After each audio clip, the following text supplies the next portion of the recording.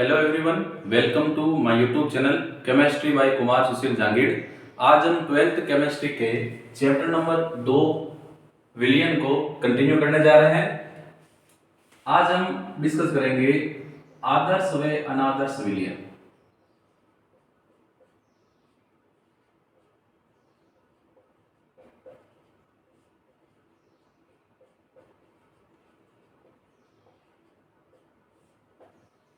यहाँ आदर्श और अनादर्श विलियन की जब बात करेंगे तो इनको रिलेट करेंगे राउल्ट के नियम से। स्कूल में भी कई बच्चों को आइडियल स्टूडेंट का अवार्ड दिया जाता है। आइडियल बच्चे कौन से होते हैं? जो स्कूल के नियमों का पालन करते हैं, डिसिप्लिन में रहते हैं, रेगुलर स्कूल आते हैं। वैसे यहाँ हम राउल्ट के नियम की बात करेंगे। तो देखो, सबसे पहले हम बात कर रहे हैं आदर्श विलियन।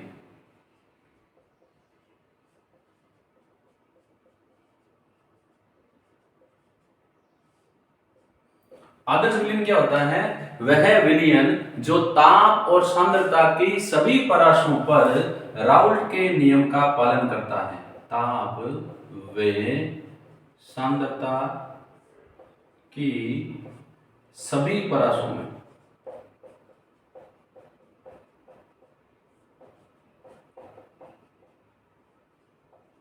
राउल्ट के नियम की पालना करता है, उसको हम क्या बोलेंगे? आदर्श विलियन। मान लो एक विलियन है जिसमें दो घटक हैं, तो ए व बी से विलियन बना है। तो ए व बी से मिलकर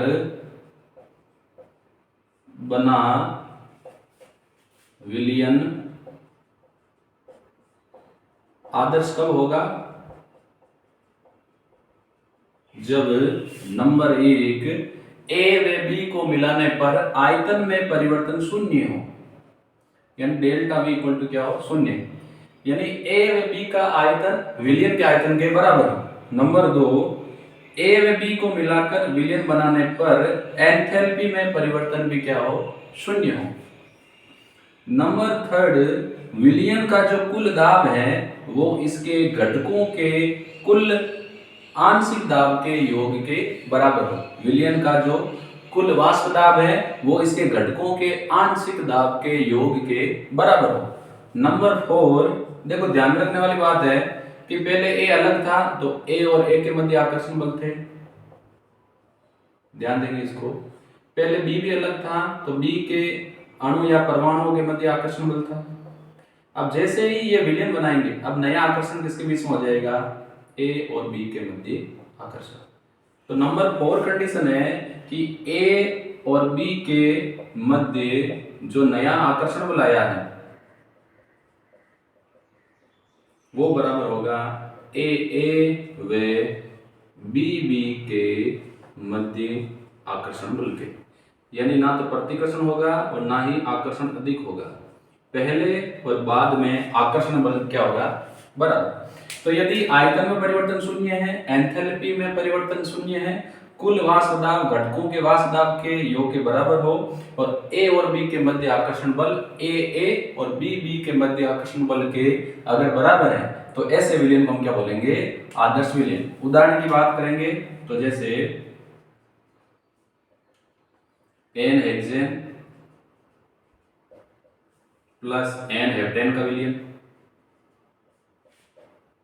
ऐसे ही बेंजीन प्लस टोलुइन का विलियन, ऐसे ही ब्रोमोबेंजीन क्लोरोबेंजीन का विलियन,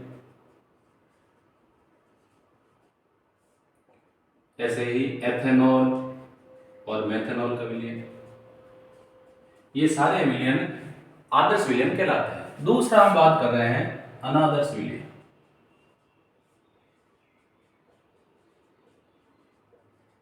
ये नोटेरियस बच्चा है, कोई भी रूल ओबे नहीं करता है, हमेशा शरारतें करता है। तो अनादर्श विलियन कौन है? वह विलियन जो ताप व दाब की सभी परसों में राउल्ट के नियम की पालना नहीं करता है उसको हम क्या बोलते हैं, अनादर्श विलयन। तो मान लो ए और बी से मिलकर बना विलयन है, तो ये अनादर्श कब होगा, तो ए व बी से मिलकर बना विलयन अनादर्श होगा, नॉन आइडियल होगा। कब होगा, जब नंबर एक, आयतन में परिवर्तन शून्य नहीं हो। ए व बी को मिलाने पर या तो आयतन बढ़ जाए या घट जाए। दूसरा, एंथैल्पी में परिवर्तन भी शून्य नहीं हो, एंथैल्पी घट जाए या बढ़ जाए। नंबर थर्ड, जो मिश्रण का कुल वाष्प दाब है वो उनके घटकों के कुल आंशिक दाब के बराबर नहीं होगा। और नंबर फोर, ए व बी के मध्य जो आकर्षण बल है वो ए और बी के मध्य आकर्षण बल के बराबर नहीं होगा।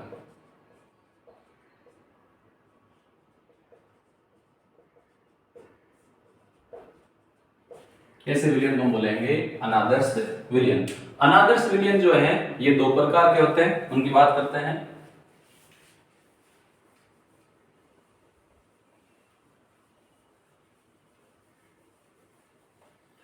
अब अगर राउल्ट के नियम का पालन नहीं करेगा, अनादर्श विलयन होगा, तो क्या होगा, या तो वो राउल्ट के नियम से धनात्मक विचलन दर्शाएगा या वो राउल्ट के नियम से ऋणात्मक विचलन दर्शाएगा।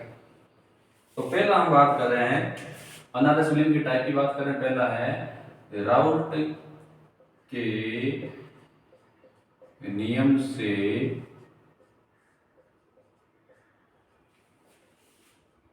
ऋणात्मक विचलन दर्शाने वाले। चलो पहले धनात्मक ले लेते हैं, इजी रहेगा। धनात्मक विचलन दर्शाने वाले।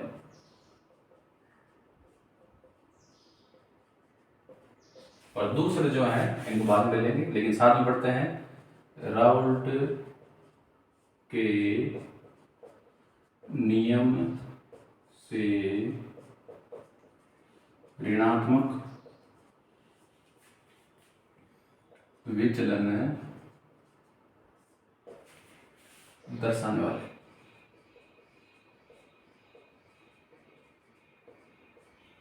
तो पहले हम बात कर रहे हैं राउल्ट के नियम से धनात्मक विचलन दर्शाने वाले।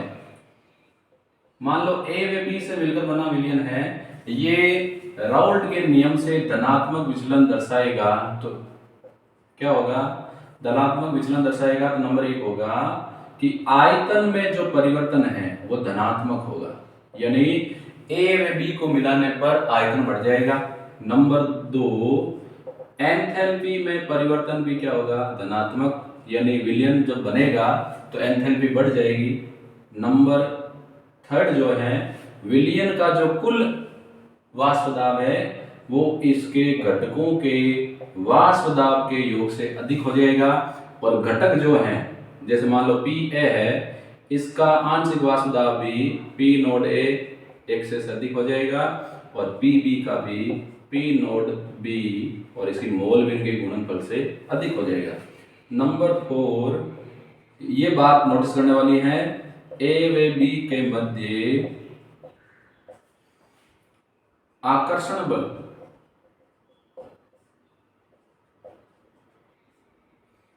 ये कम हो जाएगा, किससे, ए व बी के मध्य आकर्षण बल से। यानी जैसे ही ए और बी को मिलाएंगे आकर्षण बल पहले की तुलना में घट जाएगा। उदाहरणों की बात करते हैं, जैसे तो पहला उदाहरण हो गया जैसे acetone ethanol, acetone carbon disulphide, ऐसे ही methanol plus water, ethanol plus water, ये सभी राउल्ट के नियम से धनात्मक विचलन दर्शाएंगे। अब देखो, यदि एसीटोन में एथेनॉल मिलाया जाए तो इस मिश्रण का जो क्वथनांक है वो घट जाता है। ऐसा क्यों होता है? तो देखो, हमें पता है जो एथेनॉल है इसकी स्ट्रक्चर होती है C2H5OH। अगर मैं इसको R कंसीडर कर लूं तो ये ROH HOR, फिर क्या हो जाएगा HOR। तो हम इसको ऐसे कर लेते हैं, R कर लेते हैं, फिर यहाँ कर लेते हैं H। तो हमें पता है क्या होगा, ये ऑक्सीजन अधिक विद्युत ऋणी, इस पर ऋणावेश, हाइड्रोजन पर धनावेश, ऑक्सीजन पर ऋणावेश, ऑक्सीजन पर ऋणावेश, हाइड्रोजन पर धनावेश। तो ये धनावेशित ऑक्सीजन, सॉरी ऋणावेशित ऑक्सीजन धनावेशित हाइड्रोजन की ओर आकर्षित होगा। इनके बीच में कौन सा बंध बन जाएगा? हाइड्रोजन बंध। एथेनॉल अणु के मध्य हाइड्रोजन बंध होता है। यदि इसमें एसीटोन मिला दिया जाए तो एसीटोन के कारण एथेनॉल में हाइड्रोजन बंध घट जाएगा। परिणाम स्वरूप विलियन राउल्ट के नियम से धनात्मक विचलन दर्शाएगा और विलियन का क्वथनांक पहले की तुलना में कम हो जाएगा। ऐसे ही अगर हम ये देखो, एथेनॉल और जल है, सॉरी मेथेनॉल जल है, एथेनॉल और जल है, यदि इनमें भी जल मिलाए तो इनमें ऑलरेडी पहले से ही हाइड्रोजन बॉन्डिंग होती है। अतः यदि देखो इसमें भी हाइड्रोजन बॉन्डिंग है और जल में भी हाइड्रोजन बॉन्डिंग है, अतः यदि इन दोनों को मिलाया जाए तो इनके मध्य हाइड्रोजन बंध पहले की तुलना में घट जाते हैं। परिणाम स्वरूप विलियन राउल्ट के नियम से धनात्मक विचलन दर्शाता है। अब यहां बात करते हैं राउल्ट के नियम से ऋणात्मक विचलन दर्शाने वाले। तो ए वे बी से मिलकर जो विलियन बना है वो ऋणात्मक विचलन जब दर्शाएगा तो क्या होगा? नंबर 1, आयतन जैसे ही ए और बी को मिलाएंगे आयतन घट जाएगा, आयतन में परिवर्तन ऋणात्मक। ए और बी को मिलाएंगे तो एंथैल्पी का मान भी घट जाएगा, यानी एंथैल्पी में परिवर्तन भी ऋणात्मक। नंबर 3, जो विलियन का कुल वाष्प दाब है वो इनके घटकों के वाष्प दाब से कम हो जाएगा। ऐसे ही घटकों का जो दाब है वो इनकी मोलविन और शुद्ध अवस्था में आंशिक दाब से कम हो जाएगा। भी कर लेते हैं, तो ये बी है तो बी कर लें, ये ए है तो इसको ए, इन दोनों को ए कर लेते हैं। लेकिन इंपॉर्टेंट चीज ये है कि ए वे बी जब विलियन बनाया तो ए और बी के मध्य जो नए आकर्षण बल हैं वो बढ़ जाएंगे ए व बी के मध्य आकर्षण बल की तुलना में।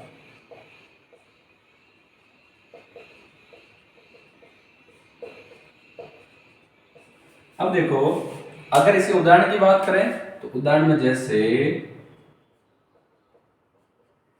क्लोरोफॉर्म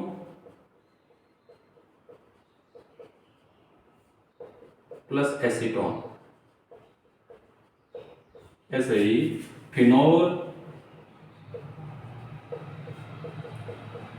प्लस एनिलीन और nitric acid plus water, hydrochloric acid plus water.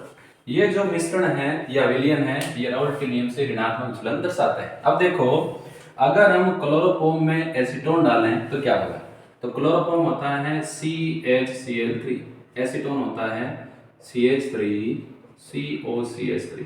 इनके मध्य पहले आकर्षण बल कम होता है, लेकिन जैसे इन दोनों को मिलाएं इनके बीच में हाइड्रोजन बॉन्डिंग हो जाएगी। देखो, ये कार्बन, इससे जुड़ा हाइड्रोजन, ये इस कार्बन से जुड़ी हुई 3 क्लोरीन, और एसीटोन इससे जुड़ा हुआ पहला CH3, दूसरा CH3, डबल बॉन्ड से जुड़ा हुआ ऑक्सीजन। हमें पता है कि कार्बन और ऑक्सीजन में अधिक विद्युत ऋणी कौन? कार्बन तो हाइड्रोजन पर धनावेश, यहाँ कार्बन ऑक्सीजन में कार्बन पर धनावेश, ऑक्सीजन पर ऋणावेश। तो ये धनावेशित जो हाइड्रोजन है ऋणावेशित ऑक्सीजन की ओर आकर्षित होगा। इनके मध्य कौन सा बंध बन जाएगा? हाइड्रोजन बंध। तो क्लोरोफॉर्म और एसीटोन को मिलाने पर इनके मध्य हाइड्रोजन बंध प्रभावी हो जाते हैं। परिणाम स्वरूप विलयन राउल्ट के नियम से धनात्मक विचलन दर्शाता है और इस विलयन का जो क्वथनांक है वो बढ़ जाता है। ऐसे ही फिनॉल और एनिलीन की बात करें तो फिनॉल होता है बेंजीन रिंग से जुड़ा होता है OH, एनिलीन होता है बेंजीन रिंग से जुड़ा होता है NH2, तो N पहले हाइड्रोजन दूसरे हाइड्रोजन। अब अगर इसमें बात करें तो ऑक्सीजन और हाइड्रोजन में अधिक विद्युत ऋणी ऑक्सीजन, इस पर आंशिक ऋणावेश, हाइड्रोजन पर आंशिक धनावेश। इनमें नाइट्रोजन पर आंशिक ऋणावेश, हाइड्रोजन पर आंशिक धनावेश। तो ये आंशिक धनावेशित हाइड्रोजन आंशिक ऋणावेशित नाइट्रोजन की ओर आकर्षित होगा, इनके मध्य भी कौन से बंध बन जाएंगे? हाइड्रोजन बंध। तो एनिलीन और फिनॉल को मिलाया जाए तो इनके मध्य हाइड्रोजन बंध प्रभावी हो जाते हैं। विलियन राउल्ट के नियम से ऋणात्मक विचलन दर्शाएगा और इस विलियन का क्वथनांक बढ़ जाएगा। हाइड्रोजन बंध के लिए अनिवार्य है कि हाइड्रोजन परमाणु दो अधिक विद्युत ऋणी परमाणुओं के मध्य आना चाहिए। तो यहाँ हाइड्रोजन बंध बनते हैं, परिणाम स्वरूप विलियन राउल्ट के नियम से ऋणात्मक विचलन दर्शाता है। तो हमने राउल्ट के नियम अनादर्श विलियन के दो प्रकार पढ़े। पहला राउल्ट के नियम से धनात्मक विचलन दर्शाने वाला, इनके लिए आयतन में परिवर्तन धनात्मक, एंथैल्पी परिवर्तन धनात्मक, कुल दाब घटकों के आंशिक दाब के योग से अधिक, ए व बी के मध्य आकर्षण बल ए और बी के मध्य आकर्षण बल से कम होता है। दूसरा राउल्ट के नियम से ऋणात्मक विचलन दर्शाने वाले, इनमें आयतन में परिवर्तन धनात्मक, आयतन घट जाएगा, एंथैल्पी घट जाएगी, कुल जो दाब है घटकों के आंशिक दाब से कम हो जाएगा, और लेकिन ए बी के मध्य आकर्षण बल ए और बी के मध्य आकर्षण बल की तुलना में अधिक हो जाएगा। अब इनके लिए जो हमने शुरू में ग्राफ बनाया था वो हम ग्राफ बनाते हैं। तो ये इतना सा पोर्शन मैं इरेज कर देता हूं ताकि ग्राफ को समझने में इजी रहेगा। तो देखो ग्राफ कैसे बनेगा, तो ग्राफ बना लेते हैं।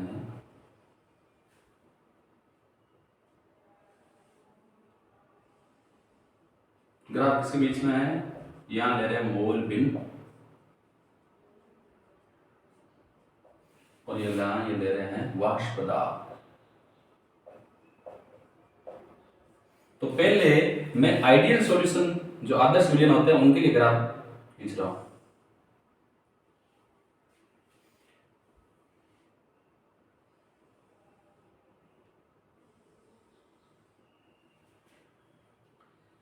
ये जो पॉइंट है ये बताता है P नोड A, ये बताता है P नोड B। यहाँ एक्स ए आयोग की जो मोलबिन उसका योग 1 है, तो एक्स बी का क्या होगा? 0। यहाँ एक्स ए 0 है लेकिन एक्स बी क्या है? 1। ऐसे यहाँ एक और बना लेते हैं, फिर दोनों के साथ में डिस्कस करेंगे। यहाँ ले रहे हैं मोलबिन, यहाँ ले रहे हैं वाष्प दाब।